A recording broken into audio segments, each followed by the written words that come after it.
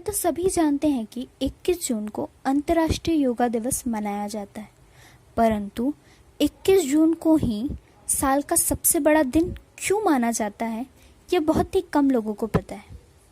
भौगोलिक विज्ञान के अनुसार 21 जून को सूर्य कर्क रेखा पर लवान्वित चमकता है, जिसके कारण उत्तरी गोलधरा यानी कि नॉर्दर्न हेमिस्फीयर में सूर्य की सबसे अधिक ऊंचाई होती है और यहाँ दिन बड़े और रातें छोटी होती हैं। इसलिए उत्तरी गोलधरा यानी कि नॉर्दर्न हेमिस्फीयर में ग्रीष्म ऋतु होता है। इस स्थिति को कर्क संकृति कहते हैं।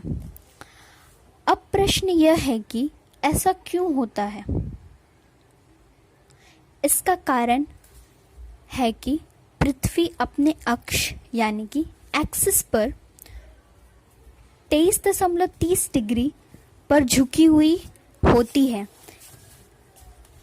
इस दिन सूर्य की किरणें ज़्यादा देर तक पृथ्वी पर रहती हैं। इसके विपरीत 21 दिसंबर को साल का सबसे छोटा दिन माना जाता है, क्योंकि इस दिन सूर्य की किरणें पृथ्वी पर सबसे कम समय के लिए होती हैं। इस बार 21 जून का दिन क्यों खास था? 21 जून 2020 को अंतर्राष्ट्रीय योगा दिवस होता है। साथ ही साथ इस साल सूर्य ग्रहण भी था।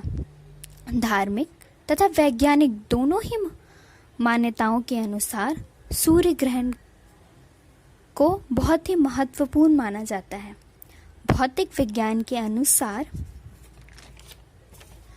सूर्य ग्रहण अधिकांश अमावस्या को ही होता है, जब सूर्य और पृथ्वी के बीच में चंद्रमा आ जाता है, तो सूर्य का प्रकाश पृथ्वी तक नहीं पहुंच पाता।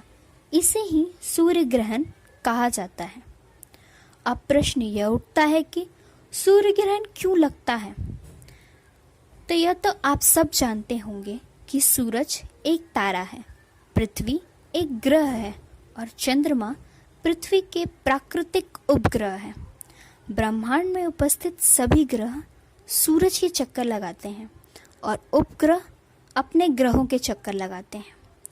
तो इस क्रम में जब तीनों यानी कि सूरज, पृथ्वी तथा चंद्रमा एक सीधी रेखा में आ जाते हैं, तब सूर्य का प्रकाश कुछ समय के लिए पृथ्वी तक नहीं पहुंच पाता। इसी स्थिति को सूर्य ग्रहण कहते हैं। जब सूरज का एक भाग छुप जाता है, तब उसे आंशिक सूर्य ग्रहण कहते हैं, जबकि जब सूरज का पूरा भाग छुप जाता है तो उसे पूर्ण सूर्य ग्रहण कहते हैं।